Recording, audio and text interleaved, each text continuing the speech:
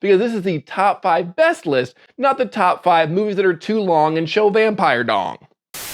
Hey everyone, my name is Gavin and I love horror. 2024 was an absolutely phenomenal year for horror with a ton of great sequels and some new properties that surprised everyone. This has been the most difficult year for me to pick just 5 movies that I would consider to be the best, but it is a great problem to have, and the horror genre has never been hotter or better. Here are the top 5 best horror movies of 2024. Quick note, I know this list is a little late, but I wanted to check out Nosferatu before making my final decisions. But after finally seeing Nosferatu, I could have made this list sooner because this is the top 5 best list, not the top 5 movies that are too long and show vampire dong.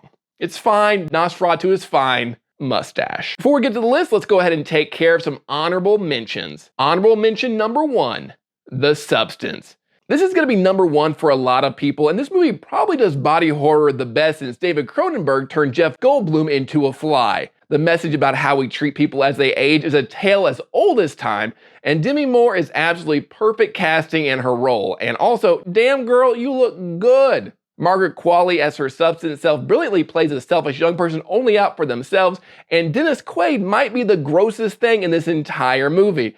I don't want to see you eating close up, Dennis Quaid. I don't need that in my life. But the movie falls flat in the third act for me, which kept it out of the top 5 and had me questioning if I even liked the movie as a whole. And in the end, I think so?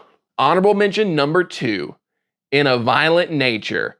This is also going to be number 1 for a lot of people, just in the worst movies of 2024 category this time.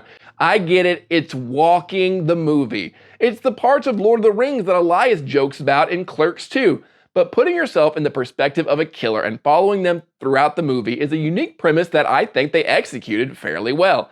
I know a lot of people hated this one, and seeing how I hated Skinamarink last year for being weird and boring, I probably should hate this one too. Like, this is not a Gavin movie, but in the end, I kind of ended up digging all the gore and the idea. And honestly, the log splitter scene really bothered me, so kudos. Now it's time for the proper top 5. Number 5, Longlegs. Is it the scariest movie of all time that will leave you scarred for life that the marketing made it out to be? No. But is it a solid horror movie? Yeah, I said horror movie. That is fueled by an interesting mystery and standout performance from Micah Monroe and Nicolas Cage? Absolutely. Also, it's Nicolas Cage being creepy, so of course I'm on board. It's still an intriguing movie with some very creepy moments, a good mystery, great twist, and we all got to talk like this for a couple of weeks. I'm gonna get my long legs on. While the ending isn't for everyone, I liked it. The movie isn't Silence of the Lambs or Seven, but it is Longlegs. That's all it ever needed to be. Number 4, Stop Motion. This creepy gem dropped on Shudder and was all the creepiest parts of every Tool music video ever made. Of all the horror movies I watched in the past year, this was definitely the most frightening. The idea of using spoiled meat, animal carcasses, and pieces of your own muscle to include on puppets is disgusting and terrifying. And I love the metaphors or creativity that were portrayed throughout stop motion. Even while creating content like this, there have been many times where I feel just like trapped in a room just trying to make something people are gonna like. This isn't like hard content to make, but you want to be creative, but you want to make stuff that people are going to like and appeal to everybody. It's tough. And while I've never gone to such extremes as they do in stop motion, all artists have these bizarre thoughts like, yeah, maybe I'll just do something crazy so people like me. And while the Ashman isn't going to be a horror icon anytime soon, he is definitely the one most likely to give you nightmares from this list. And I absolutely love that for him. Definitely check out stop motion.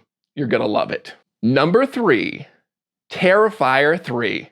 I spent so much of my time this year dedicating content to good old Art the Clown, and I appreciate all the views, my guy. But Terrifier 3 was worth the wait. It was funny, violent, twisted, and mean. All the things you would expect from a Terrifier movie. The kills were bigger and better than ever, with Art taking his rightful place among the horror icons of old. The story progressed everything forward with characters getting more to do than in previous films. Basically everything a third movie in a franchise should be doing. And while in my review I said that I prefer Terrifier 2, a recent rewatch has me viewing the third more favorably. I think it's a good movie. I still like 2 a little bit more, but 3 is a solid outing and my third favorite movie of the year. I love this series with my whole heart, and I'm already anxiously awaiting Terrifier 4. Let's go to space. Number 2, Smile 2. I'm just as shocked as you are that Smile 2 is as high on this list as it is. I enjoyed the first one enough to make it an honorable mention on my 2022 best of list, but man, everything that first movie did right, they made even better with Smile 2.